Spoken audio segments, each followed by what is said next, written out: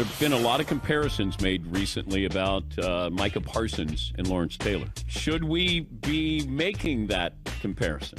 I don't think so yet. I mean, he's started to have a heck of a career. But when you start talking about the best player to ever play defense in this league, slow down just a little bit. I have a feeling Micah Parsons is going to remember that if the Bucs and the Cowboys get together again in the postseason. I mean, I spoke to Parsons. He's got an intensity. He's got an old school mentality. Yeah. He's just very infectious and rare in today's game. And he told me, hey, LT, one of the great pass rushers of all time, but I want to be the one that people compare themselves to. He's got high aspirations, That's Chris. cool. That's cool. Hey, listen, I said it on Sunday Night Football. I've said it the last 2 weeks or so. I'm not saying he's Lawrence Taylor. His skill set is similar to Lawrence Taylor. That's where it's rare. You don't see that where a guy can be, and Lawrence Taylor was a 3-4 outside linebacker, but he could play off the ball and did at times, even in some goal line situations, where he could be like a middle linebacker or off the ball linebacker and make unbelievable tackles and plays that way.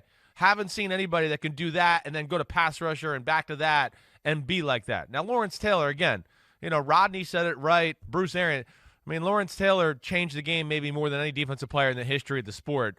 And as much as a freak as Micah Parsons is, I mean, Lawrence Taylor, people need to go watch his highlights from 1982 to 1986 and tell me what you think. Micah's awesome, but he's not Lawrence Taylor yet. I mean, my dad will still tell you, he saw Lawrence Taylor at 255 pounds on a grass field run 4.5 flat. I mean, my dad, he'll never stop telling unbelievable stories about Lawrence Taylor, but Parsons, he's off to a good start, that's for sure. All right, we have to get to the Let's draft. go. Postseason awards that we feel most confident in this year. You got a quick trivia question. Yeah, who was the only Cowboy to win Defensive Player of the Year, Mike? It was in the 70s, okay? All right. 70s. Yeah. Harvey Martin. It was not.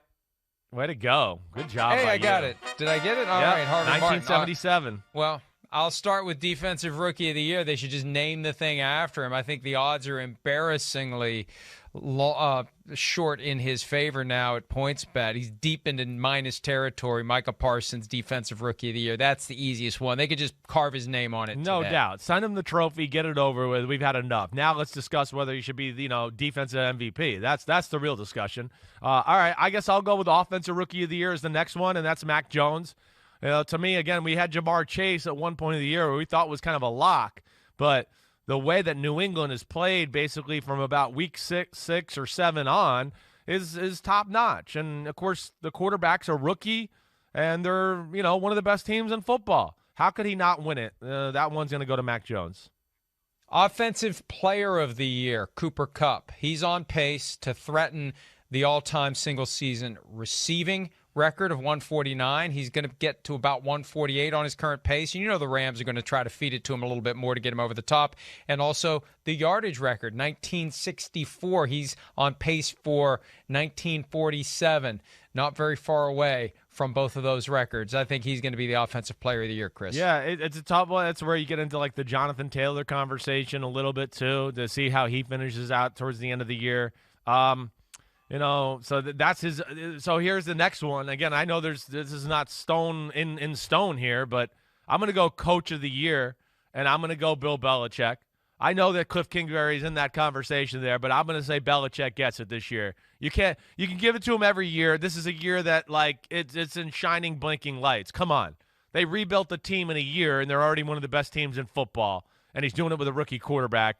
I feel pretty confident at this point that he's going to get it. We'll take a break and do round 3 when this Wednesday edition of PFT Live wraps up right after this. All right, the postseason awards that we have the most confidence in, by the time you get to round 3, because there aren't a ton of postseason awards, it's hard to have a lot of confidence. I'm going to go with Brady as the MVP here. Yeah. The odds strongly favor him now. I think it's going to be a hell of a debate if the Packers finish as the 1 seed and Brady is still favored, and there's still a sense that he's the guy, because you make the argument it's Aaron Rodgers if the Packers end up taking the 1 seed, especially after he missed a game due to COVID. He had to come back and work even harder to get them to the 1 seed. No doubt. And I mean, Brady's playing with an all-star team. Aaron Rodgers is not. I mean, that's the difference too. I mean, to me, I would give it to Brady. I mean, not Brady. I would give it to Rodgers. He signifies at least MVP to me more. Brady, though, from the current criteria of what we go with, it's like the Heisman Trophy now. The quarterback on the best team, you get MVP, which is just stupid. I have a problem with the criteria with these awards. I do. I don't like it at all. And, yes, to me, again, Aaron Rodgers, the way he's played, especially lately, too, all the 3 touchdown games with no interceptions. Brady has none of them this year. Come on. I mean, Devontae Adams and Aaron Rodgers, that's all they got. All right. Now, I guess the next one I'll go with is I'm going to go Executive of the Year. That's one I feel pretty confident Steve Keim, Arizona Cardinals, is going to win that one.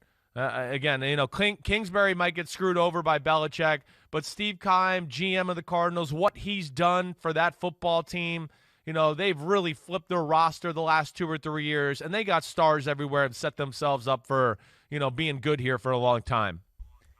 Isn't it weird? Sports, the Executive of the Year is not an official award that's part of the NFL Associated Press. Sporting News is the one that's recognized as the official. I didn't realize that. It's almost like National Lampoon. Yes. Is Sporting News even around anymore? I think Sporting so. News is Executive of the Year. So you're saying my draft Sporting pick there News wasn't really to legit, exist. is what you're saying.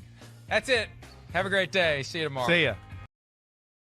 Hi, I'm Mike Tirico, and thanks for watching. Make sure to hit subscribe for the latest news and highlights from NBC Sports.